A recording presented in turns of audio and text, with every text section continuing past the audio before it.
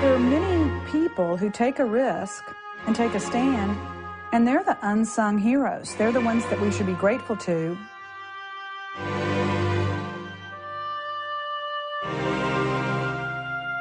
But so many Mais people tellement de gens ont préféré se stayed taire. silent.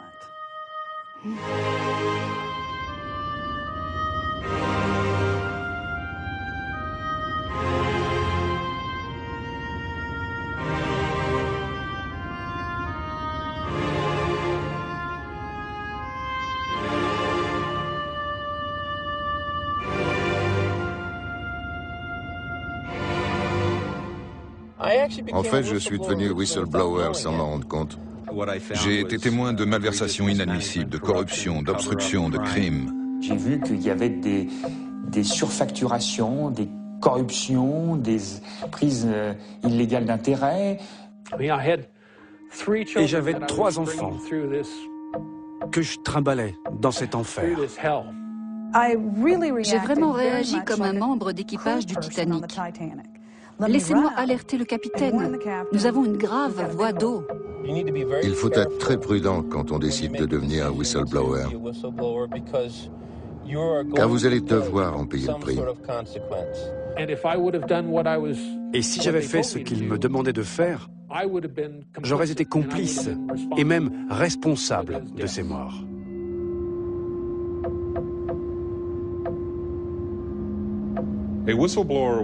Un whistleblower, c'est quelqu'un qui signale des faits graves, contraires aux principes et à la morale, et cela à son détriment.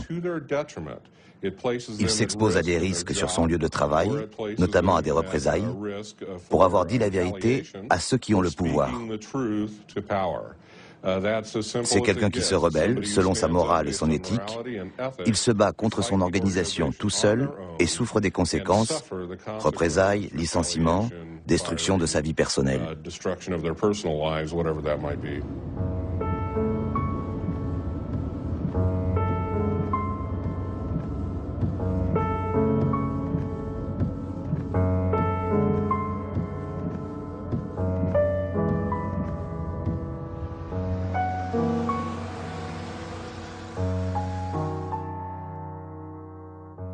Je m'appelle Sharon Watkins. Je suis celle que l'on appelle la whistleblower d'Enron.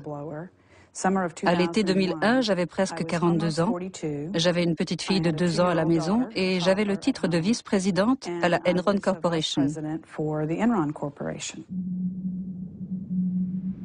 Si Wall Street est le temple de la bourse, Houston est le temple de l'énergie. Houston a été le siège d'Enron, la 7e entreprise américaine et surtout le leader mondial du courtage en énergie. En 2001, l'entreprise coule à pic, victime des fraudes comptables de sa direction. Une faillite brutale qui signe le scandale financier le plus retentissant de l'époque moderne. À Houston, comme à Wall Street, personne n'avait rien vu, ni rien dit. Enron était on the side of angels, du côté des anges. Façon américaine de dire qu'Enron était au-dessus du lot, intouchable. Enron avait une réputation stellaire. La compagnie était vraiment le chouchou de tous. Les compliments venaient de partout. Dans les années 1990, il y avait une grande fierté à travailler là-bas. Ken Lay, Chairman and Chief Executive Officer, Enron.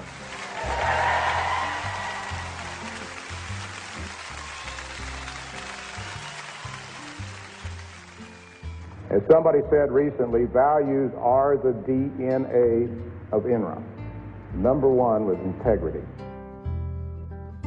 Les premières semaines que j'ai passées là-bas, je me souviens d'avoir été prise au dépourvu à l'occasion d'une réunion. Un des directeurs m'a demandé « Alors Sharon, cette première semaine ?»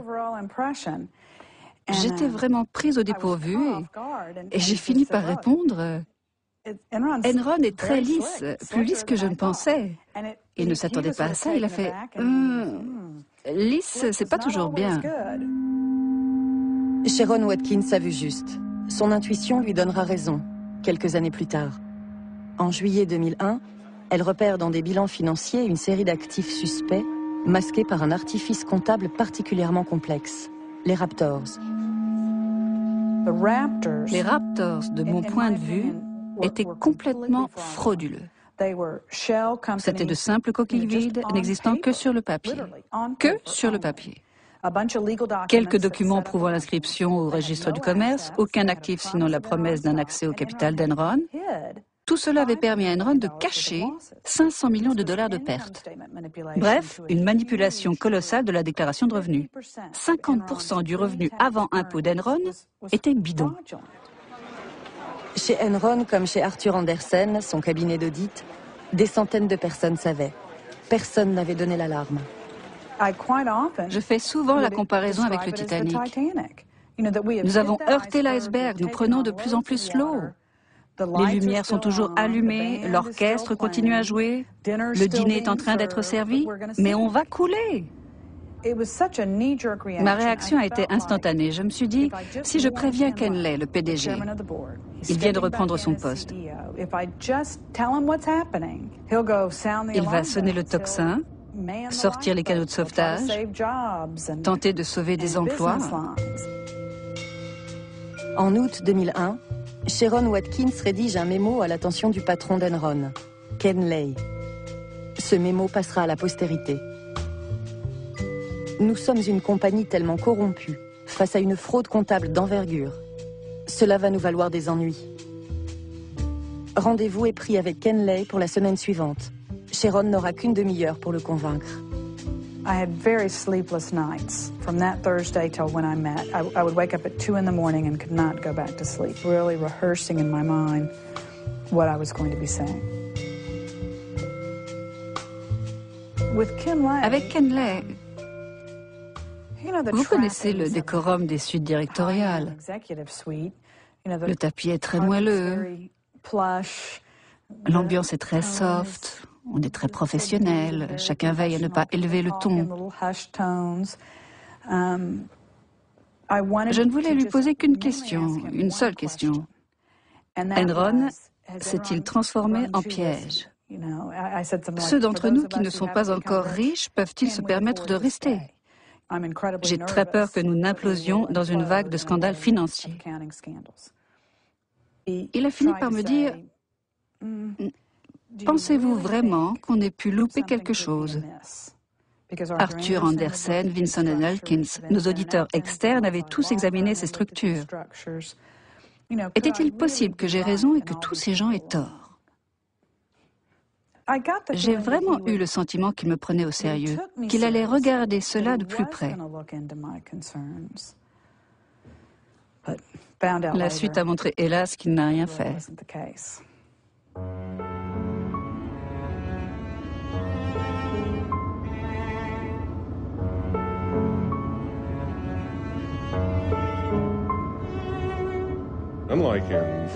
Contrairement à ce qu'on peut voir en France ou en Europe, le plus inculte des Américains connaît le mot whistleblower et ce qu'il signifie. L'image du whistleblower est aussi claire dans les esprits que celle du médecin ou du savant nucléaire. Cela fait partie de la psyché américaine. Tout cela est à rapprocher de notre méfiance envers l'État, envers le pouvoir, avec l'idée qu'on se fait d'être un Américain. Ça fait vraiment partie de notre identité et de notre culture, ce qui n'est pas le cas en Europe.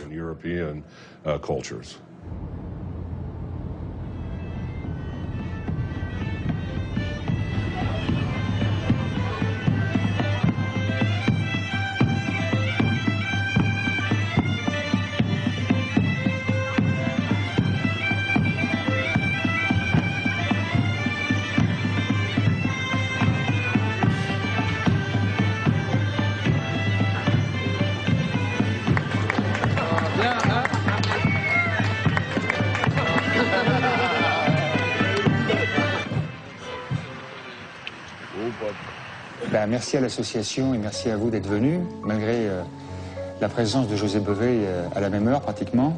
Alors, je m'appelle Jean-Luc Touly, j'ai 53 ans, j'ai travaillé un peu plus de 30 ans chez Veolia, j'ai commencé en 1976 et c'est à partir du travail que je faisais pour le compte de cette entreprise que je me suis aperçu d'un certain nombre de dérives du système de gestion déléguée des contrats des services d'eau.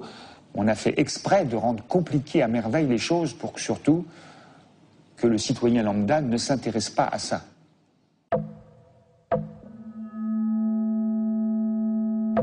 Pourquoi la France est-elle le seul pays industrialisé où le secteur privé contrôle 80% du marché de l'eau?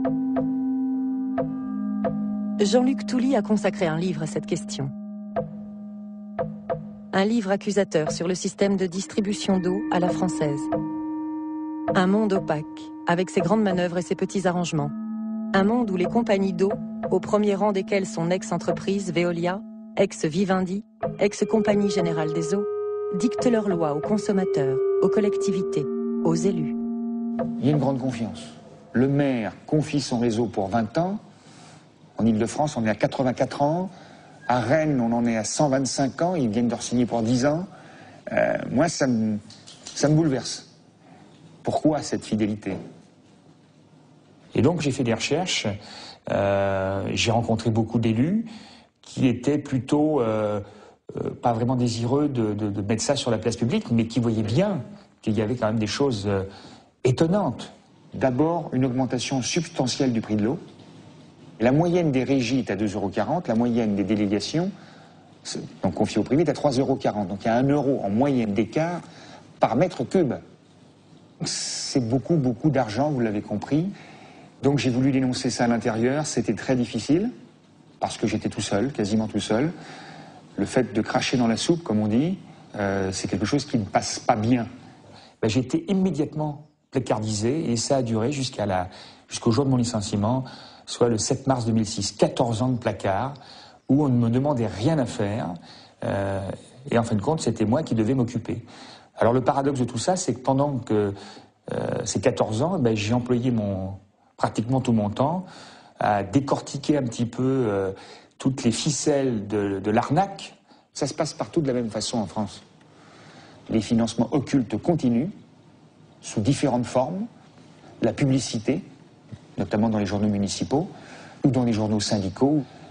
Et puis, le sponsoring d'équipes de foot, ça, c'est assez extraordinaire. Donc là, on se lève, on fait la révolution et...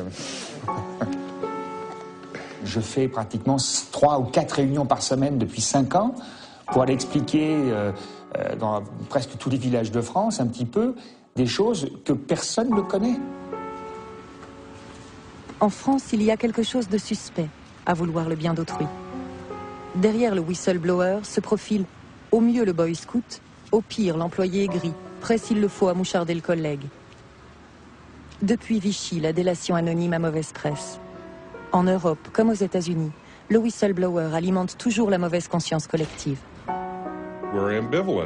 L'image du whistleblower est toujours ambivalente. D'un côté, c'est le mouchard, le délateur, le traître à l'organisation. De l'autre, on a la figure du héros qui agit par altruisme pour le bien du pays ou de la collectivité, au risque de s'y perdre. Depuis son départ de Veolia, Jean-Luc Touly ne ménage pas sa peine. Fort de l'appui d'experts comptables et d'avocats chevronnés, il a décidé de réclamer des comptes aux compagnies d'eau. Oui. Dans le cadre de Bordeaux, sur un contrat de 30 ans, un chiffre d'affaires de 1,7 milliard d'euros, la communauté urbaine estime au jour d'aujourd'hui à 495 millions d'euros les bénéfices que ferait la Lyonnaise des Eaux. On va réclamer le remboursement des sommes facturées en trop par la Lyonnaise, puisqu'il y avait là-bas un amortissement de droit d'entrée qui passait à travers le prix de l'eau, et c'est comme ça qu'on a réussi à faire casser le contrat. L'enjeu du débat, c'est d'essayer tous ensemble d'être une espèce de laboratoire d'idées, pour essayer de trouver la méthodologie, éventuellement la méthodologie judiciaire adéquate, pour permettre aux usagers de l'eau d'obtenir des comptes, d'obtenir la transparence là où il y a de l'opacité. L'avenant numéro 7, à mon avis, c'est le plus intéressant. On a le problème de l'intéressement de certains élus. On n'est pas loin de la crise des intérêts. Bien sûr. Que dire de cet élu dont l'époux, ancien collaborateur de cabinet à la Cube, est maintenant cadre dirigeant de la structure régionale de la Lyonnaise des Eaux, et qui a pris part au vote de la délibération attaquée et là pour M. Huchon était condamné pour moins que ça. Oui, on est bien d'accord. Il faut absolument qu'on essaie de centraliser toutes les informations entre nous mieux qu'on ne l'a fait, pour fournir nos armes pour le futur. Je le tiens. Allez, on les tient, hein. Il faut toujours demander.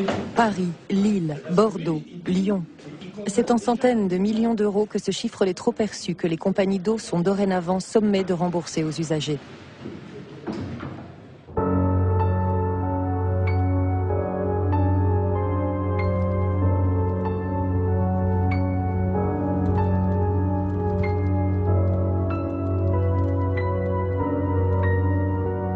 That in the background is Los Alamos National Laboratory.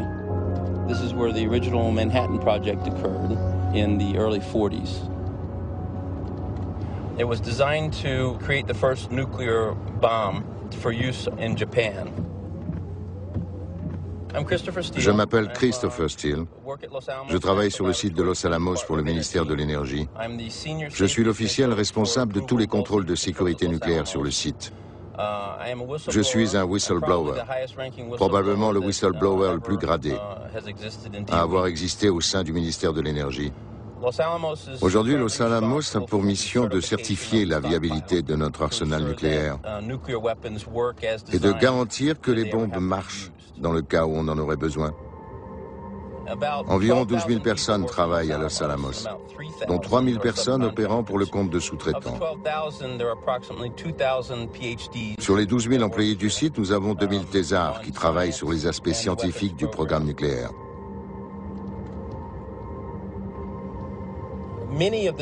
Très souvent, le contrôle de la sécurité nucléaire est inexistant.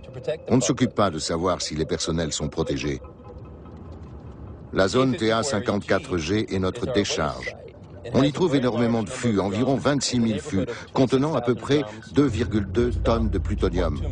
Ces fûts sont exposés au risque d'un crash aérien, au risque sismique, aux feux de forêt. En 2000, nous avons eu un feu de forêt qui a dévasté toute la zone. Un feu de forêt dans la zone T54G aurait des conséquences terribles sur le public.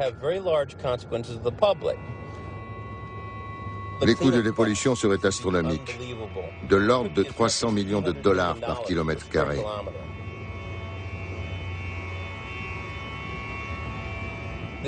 Nous sommes face à un risque majeur de sécurité nucléaire. Cela fait des années que je monte au créneau sur ces questions. Mais rien n'est fait ou presque pour protéger le public correctement. Sur les sites nucléaires américains, les whistleblowers se comptent par centaines. Cet homme est l'un d'eux. Lui aussi a travaillé à Los Alamos. Il en était le shérif. I began my career with the Pennsylvania State Police. Firearms grips for my first weapon I had, my handcuffs. Ça fait longtemps que je n'ai pas joué du sifflet. C'était sûrement quand je travaillais pour la police de la route, mais j'ai oublié quand c'était. Voilà mon uniforme quand j'étais le patron de la police de la route. Voilà mon attirail de patrouilleur. J'ai même un PV que j'ai conservé, un gentleman pris en excès de vitesse. Et puis toutes les plaques que j'ai reçues dans ma carrière, les stupes, le FBI, l'immigration, les transports, tout ce que j'ai pu croiser durant ma carrière dans les forces de l'ordre. Je m'appelle Glenn Walp, je suis titulaire d'une thèse en justice criminelle. J'ai passé plus de 35 ans dans les forces de l'ordre. En janvier 2002, j'ai été engagé par UCLA, l'Université de Californie, qui gère le Los Alamos National Lab pour le compte du ministère de l'Énergie.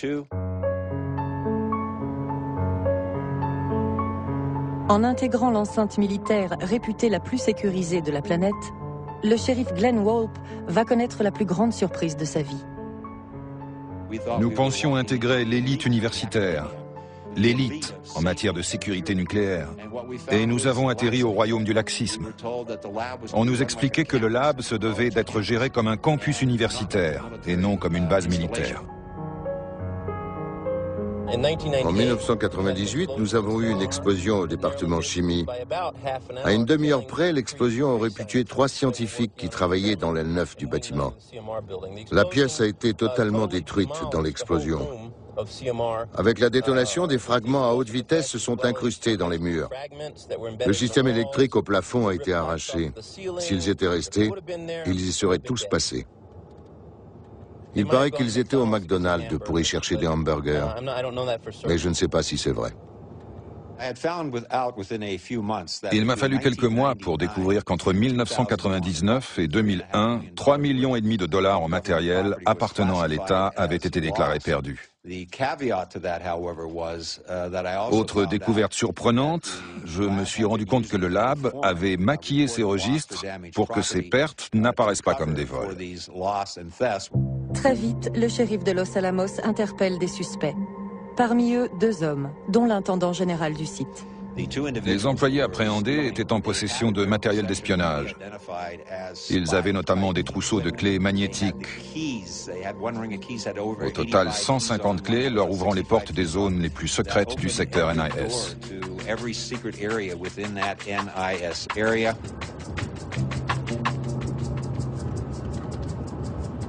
That's Los Alamos Airport.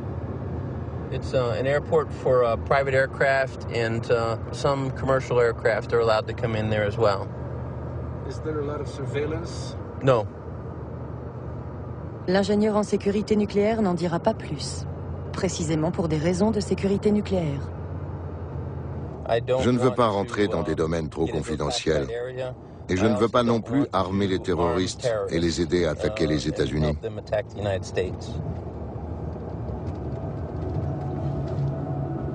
De son côté, le shérif de Los Alamos réalise qu'à force d'enquête, il a fini par indisposer la haute hiérarchie du lab.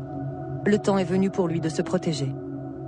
C'est là que pour nous protéger, nous avons appelé la Whistleblower Hotline.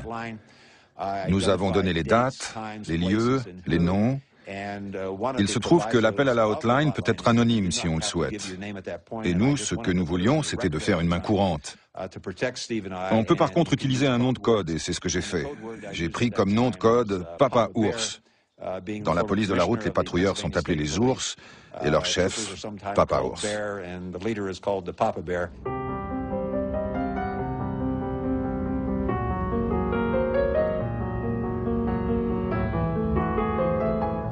Aux États-Unis, la législation reconnaît, encourage et protège les whistleblowers depuis des décennies.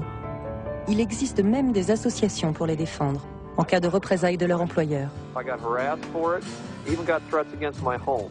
And like others that spoke up, I lost my job. But thanks to GAP, the Government Accountability Project, I did not lose my voice. GAP helps protect Americans and American values by fighting corruption, intimidation, and cover-ups. They could use your help right now. They gave me the chance to show our boys that doing what's right is still the right thing to do in America. Chaque ministère doit pouvoir fournir à ses employés un moyen de signaler la fraude, le gaspillage et le détournement. Mais si par malheur vous vous signalez, alors vous êtes fou, parce qu'en lançant l'alerte, vous vous exposez comme whistleblower potentiel. Et c'est là qu'il vous coince.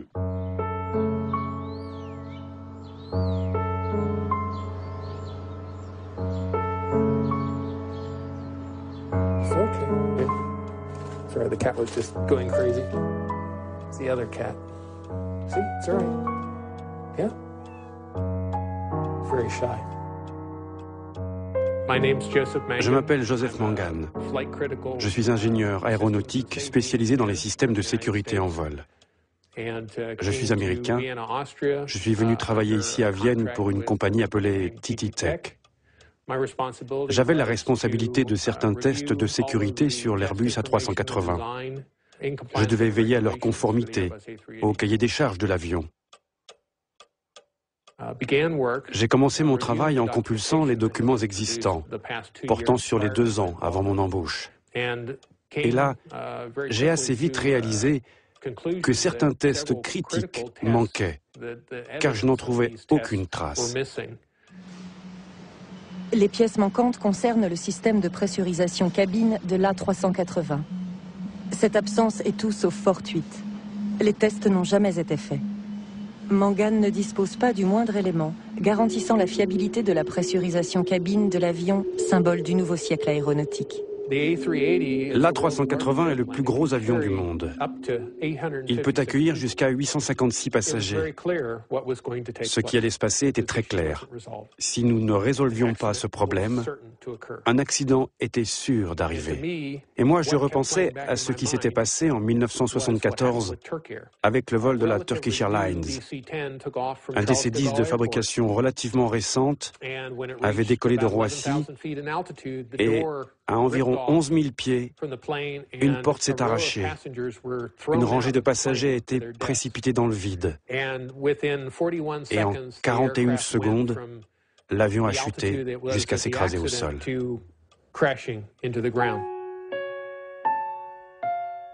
Voilà tout ce qui reste du DC-10 de la Turkish Airlines. Les débris, une trouée de 600 mètres, des arbres déchiquetés. Et derrière moi, j'ai les plus gros morceaux de l'appareil. Vous voyez ce qu'il en reste, pas plus de 4 mètres de long pour chaque morceau.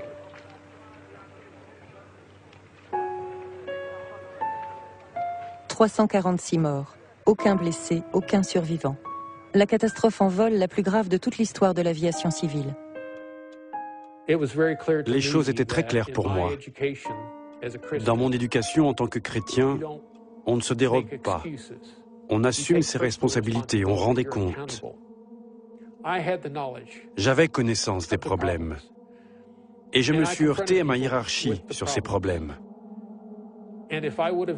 Et si j'avais fait ce qu'ils me demandaient de faire, j'aurais été complice et même responsable de ces morts.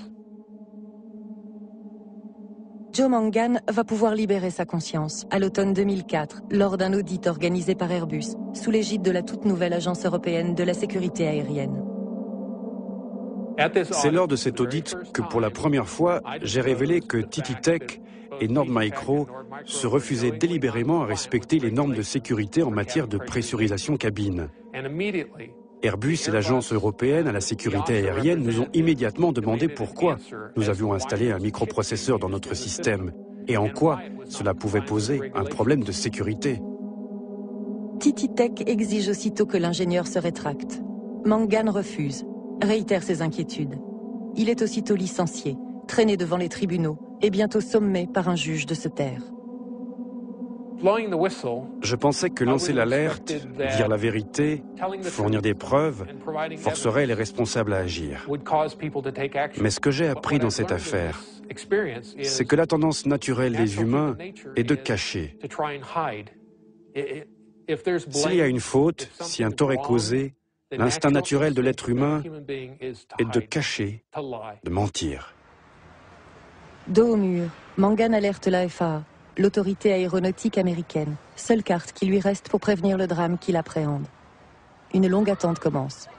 Airbus, insensible aux demandes d'éclaircissement de la FAA, continue son programme. En avril 2005, l'A380 est prêt pour son premier vol d'essai. Mangan joue alors son ultime carte. Je suis parti aux États-Unis et j'ai sorti tout le dossier sur Internet. J'ai parlé au Wall Street Journal qui a publié un article le lendemain du vol. C'était la première fois qu'était rendu public le problème de pressurisation cabine de l'avion.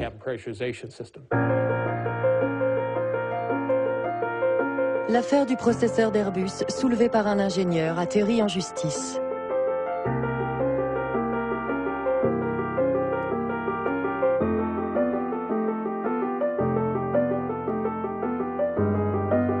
Pour avoir rompu la consigne de silence, exposé les risques encourus par les passagers, Joe Mangan écope d'une amende de 150 000 €. Le whistleblower d'Airbus est même menacé de prison s'il ne paie pas cette amende. Ça a été un choc pour moi de découvrir que dire la vérité avait un tel prix. Plutôt que de chercher la vérité et de régler les choses sur le fond, ce que les juges voulaient, c'était me faire taire.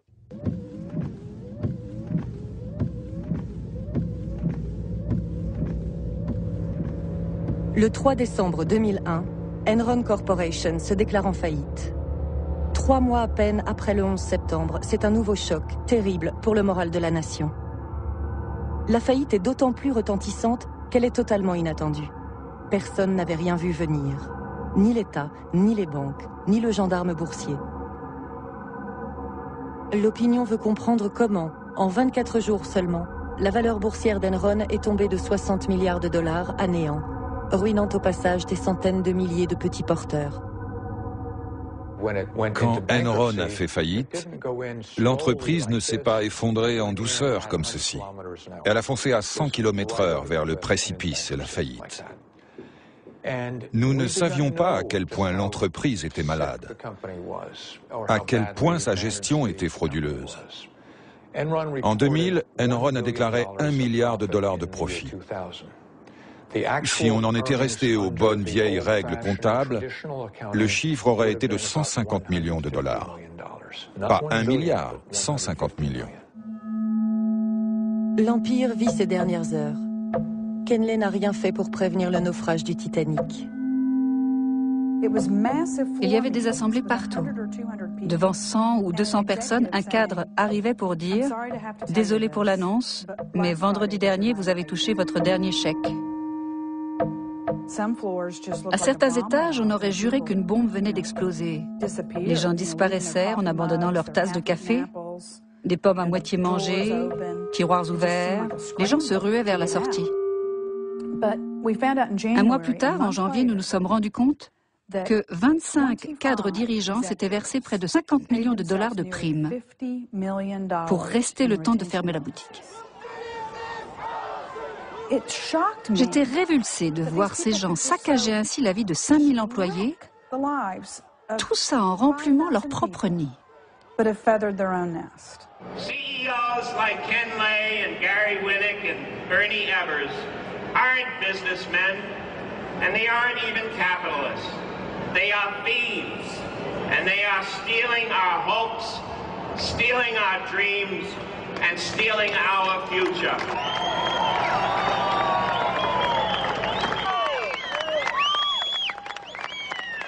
Sous pression de l'opinion, le Congrès ouvre plusieurs vagues d'enquêtes.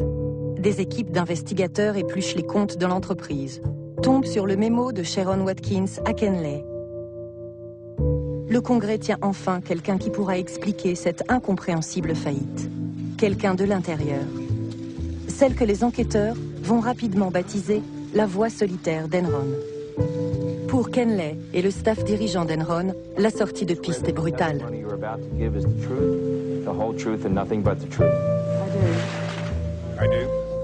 I was highly concerned that not only had the Titanic hit the iceberg, but we were already tilting. I must respectfully decline to answer, on Fifth Amendment grounds, all the questions of this committee and subcommittee, and of those of any other congressional committee and subcommittee. Sharon Watkins prêtant serment devant le Congrès. Cette image est devenue le symbole des doutes de l'Amérique contemporaine devant les dérives financières de ces grandes entreprises. Une chose est sûre, je n'ai pas sauvé Enron. Mon alerte était trop modeste et trop tardive, mais ça a servi à montrer devant l'histoire que Kenley ne pouvait plus cacher qu'il savait que les choses allaient mal.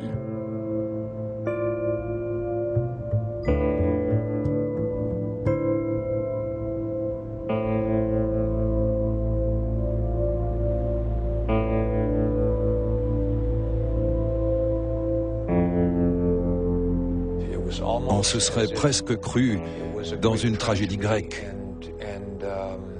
L'état-major d'Enron avait volé trop près du soleil. Leurs ailes ont fondu et ils sont tombés, comme Icare. En 2002, Time Magazine décerne le titre de personnalité de l'année à 3 femmes, 3 whistleblowers. Parmi elles, Sharon Watkins. Avec ce tapis rouge médiatique déployé devant elle, les grands médias américains s'exonèrent à peu de frais de leurs propres responsabilités.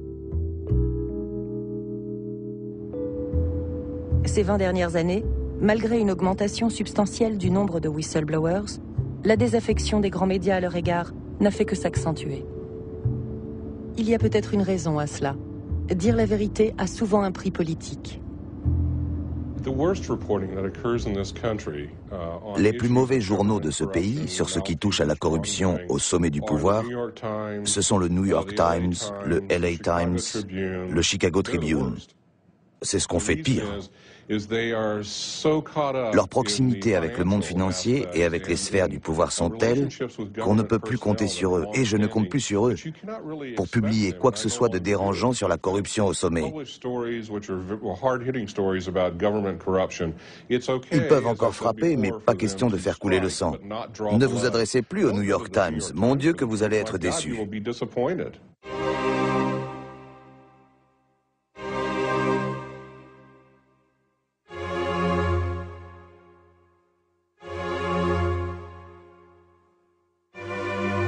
Perché si è buttato da questo viadotto Adamo Bove? Qualcuno ha forse indotto, o ha spinto, o ha costretto l'ex poliziotto della direzione investigativa antimafia a togliersi la vita?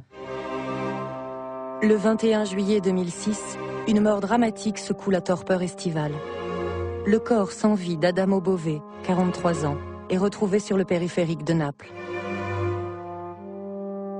Ancien policier antimafia, Bove agissait depuis plusieurs années pour le compte de la justice italienne dans les affaires dites sensibles. Expert en interception téléphonique, Adamo Bove était responsable sécurité à Telecom Italia. Il venait notamment de faire tomber les principaux responsables des services secrets militaires italiens pour leur participation au kidnapping d'un mollah intégriste en 2003 à Milan par un commando de la CIA.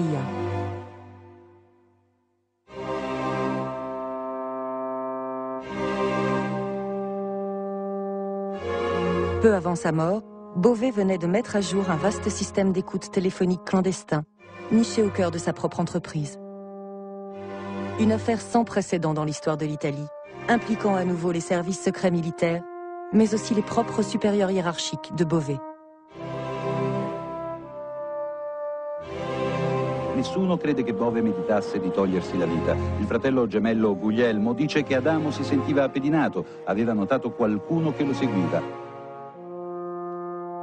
Un an plus tôt, un autre drame identique au détail près se déroule à Athènes. En mars 2005, un jeune ingénieur en télécom travaillant chez Vodafone Grèce est retrouvé à son domicile, pendu. Il avait 39 ans.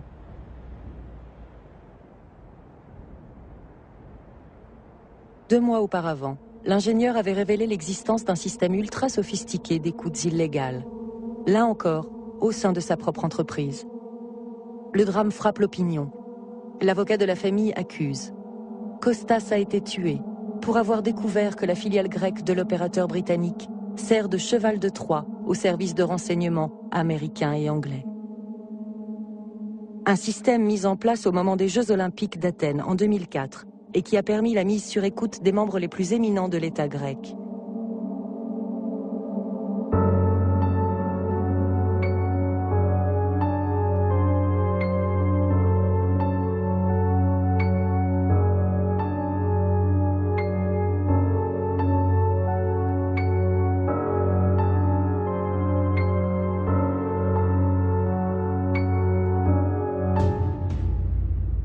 « 2005-2006. Après 2 ans de retard, la fabrication de l'A380 entre dans sa phase finale. L'alerte lancée par Joe Mangan continue d'être ignorée par Airbus, ses sous-traitants et l'Agence européenne de la sécurité aérienne. Le blackout fonctionne à plein. Ich habe nie erlebt, dass eine Firma sich absichtlich dafür entscheidet, das Risiko von sich selbst auf unschuldige Passagiere zu übertragen. Refusant l'omerta, l'ingénieur américain joue à nouveau la carte des médias, accorde une interview sur une chaîne allemande. Il raconte ce qu'il a sur le cœur, dénonce la stratégie d'intimidation adoptée par Titi Tech pour le briser, lui et sa famille. Perquisition policière, menace d'expulsion du territoire. Mangan a tout risqué, tout tenté. En vain. L'alerte n'est pas entendue, notamment en France. Airbus y est une fierté nationale. Certains soupçonnent même l'Américain de rouler pour Boeing. En septembre 2005, nous avons vraiment touché le fond. On n'avait plus un sou. L'année d'avant, on avait vendu notre maison aux États-Unis et l'argent de cette vente était déjà dépensé. J'étais devenu un paria. J'étais dans l'incapacité de trouver un boulot. Qui m'aurait embauché avec mes plaintes au civil et au pénal? On était à 2 doigts de se retrouver à la rue.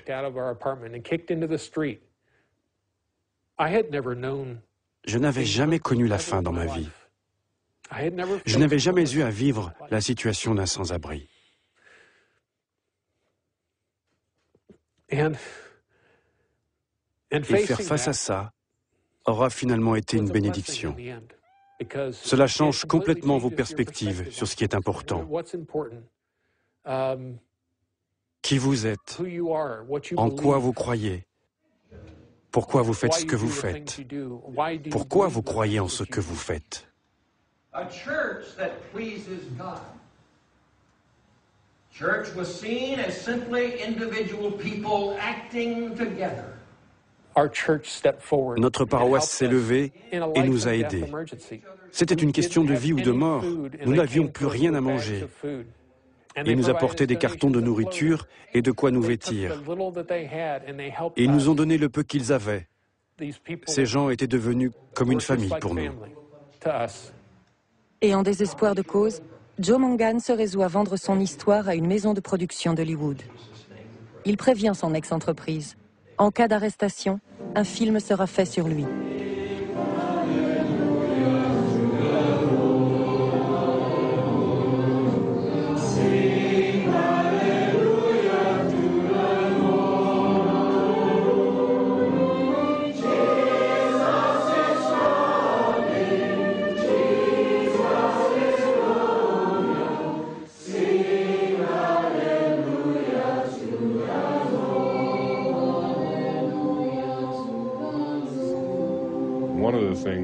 Les whistleblowers ont souvent un courage qui confine à la maladie mentale. Ils sont capables, au nom du bon droit, de sacrifier jusqu'à leur carrière, leur argent, leur famille, leurs amis et leur tranquillité. Beaucoup se font suivre pour dépression, mais comme ils ont cette obsession à faire le bien, à penser à la communauté avant de penser à eux-mêmes, ils sont prêts à sacrifier tout ça.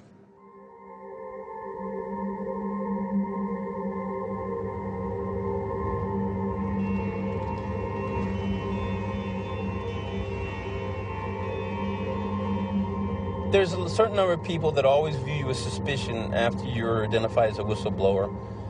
Vous vous inquiétez de la prochaine attaque. Vous vous demandez si le ministère prépare encore un dossier pour encore vous virer. Pour mes avocats, la question n'est pas si, mais quand viendra la prochaine attaque. Ils ont tout fait pour essayer de me virer. Mes avocats ont des emails envoyés au ministère par des gens de Los Alamos pour me faire virer de mon poste. Des sous-traitants qui essayaient d'empêcher un agent fédéral de faire son travail. CBS News has long investigated accusations of security lapses and fraud at this country's Les problèmes de sécurité nucléaire à Los Alamos font régulièrement la une des médias. Tonight, new allegations of fraud and cover-up. Comme un feuilleton dont on suit les épisodes, sans que jamais rien ne change. Two whistleblowers who first spoke to CBS News testified before Congress today. Glenn Walp and Steve Doran were employed as lab investigators when they uncovered stunning security violations and millions of dollars in theft and fraud. They say lab managers wanted it all covered up and fired them when they refused. No prosecutions. None. No prosecutions. No arrests. No arrests. No indictments. No indictments. Quand mon patron m'a viré, je lui ai demandé la raison. Il m'a répondu « Vous ne collez pas ». J'ai demandé « Ça veut dire quoi, je ne colle pas ?» Et là, il a répondu « Je ne sais pas ». Et c'était vrai, je ne collais pas. Je n'ai fait que mon travail, je l'ai fait honnêtement, avec intégrité, comme je l'avais fait toute ma vie. Et là encore, j'ai compris qu'à Los Alamos, quand on joue du sifflet, on avale le sifflet. Et c'est ce qui m'est arrivé. Je me suis décidé à écrire un livre sur ce que nous avons vécu à Los Alamos. Implosion à Los Alamos, un vide dans la moralité.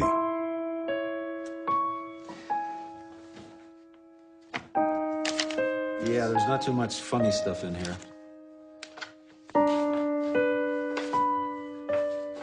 Alors la question est posée ce matin dans Service Public. Le marché de l'eau doit-il rester privé ou public? Jean-Luc Touly, bonjour. Bonjour. Il y a eu 3 commissions d'enquête parlementaires dans les derniers mois, demandées par les députés verts, demandées par les députés communistes et enfin demandées par les députés socialistes au mois d'avril 2006, suite à l'enquête notamment de Dieu sait que choisir, pour y voir clair dans cette gestion opaque et notamment sur la manière du prix de l'eau. Il n'y a pas d'argent caché dans l'eau, les comptes sont complètement transparents. Mais en dehors de la transparence, on y reviendra, il y a quand même le problème de la cherté. Comment vous réagissez justement face à ces élus et à ces associations de consommateurs qui disent qu'effectivement c'est quand même beaucoup plus cher quand c'est privé? Alors la marge est de 4,5%. Je considère aujourd'hui... 28% pour l'UFC Que Choisir. Mais l'UFC Que Choisir ne sait pas de ce dont elle parle dans ce domaine, monsieur Toudy. Ils font bien leur travail quand même en général. Au niveau européen, et si on le met en perspective européenne, le prix de l'eau en France, il est dans la moyenne européenne et plutôt dans la fourchette basse européenne. Quand vous voyez qu'un centre d'organisme comme le Centre d'information sur l'eau est présidé par le directeur de clientèle de Veolia, que le Conseil mondial de l'eau est présidé par quelqu'un de chez Veolia, que dans l'état-major de ces entreprises, il y a des élus de gauche et de droite, et qu'à l'agence de l'eau Seine-Normandie, le vice-président et le président du conseil de surveillance de la Générale des Eaux, vous voyez bien qu'il y a un lobbying extraordinaire. On est obligé de vous interrompre parce que le temps presse. Merci à nos invités, on y reviendra dans une autre émission. Ça pulse, hein. C'est tout scandaleux que vous puissiez faire de ce type de procès d'intention, monsieur. Parce que pour la moralisation de la vie politique, vous êtes le très mauvais exemple. Voilà ce que je vous dis. En face, il y a des conflits d'intérêts, et vous le savez bien, et pas uniquement. Si ce que je dis est faux, il faut m'attaquer. N'hésitez pas. Mais vous êtes mal placé. J'ai l'intention d'aller jusqu'au bout, même s'il y a peut-être certains risques. J'y pense pas, mais j'en suis. Alors pour mon équilibre personnel et pour les convictions et pour les idées que je défends, alors là, je suis. Mais alors. Je dis pas aux anges, mais je suis très bien.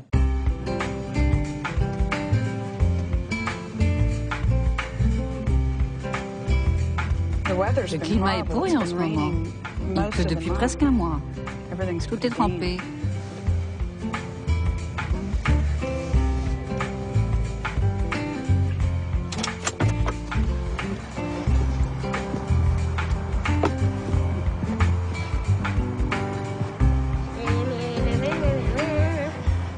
You got to finish your flat Stanley presentation and practice. You know what Miss Edwards told us today?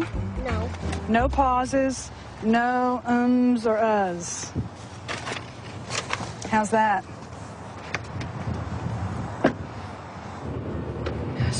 C'est sûr que ma vie est plus agréable que celle de beaucoup de whistleblowers. Du fait de ma popularité médiatique, de ma capacité à vivre de mes conférences. Je fais ça à titre occasionnel, en fait. Ça me laisse tellement de liberté pour être avec Marion, de passer du temps avec elle, de suivre ses projets scolaires. Intellectuellement, je m'occupe de ce qui m'intéresse, et non plus des derniers potins sur la compagnie. J'estime avoir eu beaucoup de chance dans ma vie post-Enron. My life post-Enron.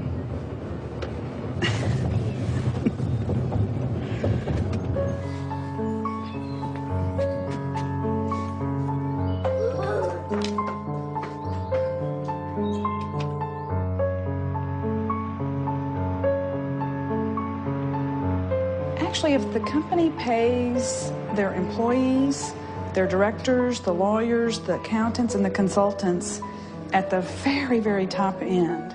How do we protect legitimate whistleblowers from retaliation in the future? My viewpoint is if you have to rely on whistleblowers to stop evil from happening, your system's in the toilet anyway. It really, truly is. I am the only whistleblower or the person who bears that label that has a great story. And that's because, you know, Enron imploded too fast to make my life a living hell. You know, Time magazine put me on their cover, and so I can make a living giving speeches. You know, but that's not everyone's story, and that's not really anyone else's story. There are probably lots of whistleblowers that we never hear about that actually warn of danger and they get listened to, and an organization steers itself back onto the right path. But you really need that system of checks and balances to be healthy. This Iraq war, I quite often say, you know, what if Colin Powell had made just a complete jerk of himself, jumped in front of the train and stopped it? None of us would be grateful to him that we're not in the mess that we're in right now, because we would have never thought it would be this bad. You know, so you never measure the problems that didn't happen. This country would not be, thank heaven, for Colin Powell. He saved us from that disaster in Iraq.